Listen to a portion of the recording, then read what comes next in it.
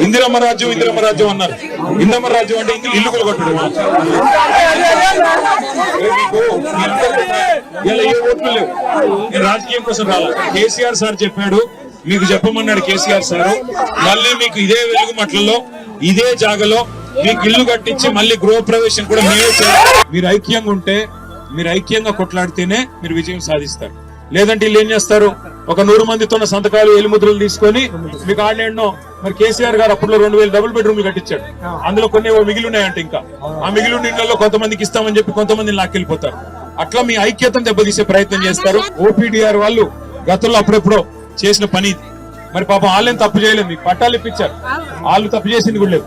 ఇలా వాళ్ళని పట్టుకొని కూడా నానా మాటలు మాట్లాడుతున్నది ప్రభుత్వం. ల్యాండ్ మాఫియా అంట. ఎవడమ్మా ల్యాండ్ మాఫియా? ఎవడైతే ఇవాళ 100 ఎకరాలు మీ చుట్టూ కొన్నాడో, ఎవడైతే పేదవాళ్ళు వాడు మాఫియానా? కాబట్టి ఇవాళ మీకు జరిగిన కష్టం రాష్ట్రం మొత్తం చూసింది. మీ ఏడుపులు రాష్ట్రం మొత్తం చూసింది. మీ పిల్లలు మీరు పడుతున్న అవస్థను చూసే కేసీఆర్ సార్ మమ్మల్ని పంపించారు.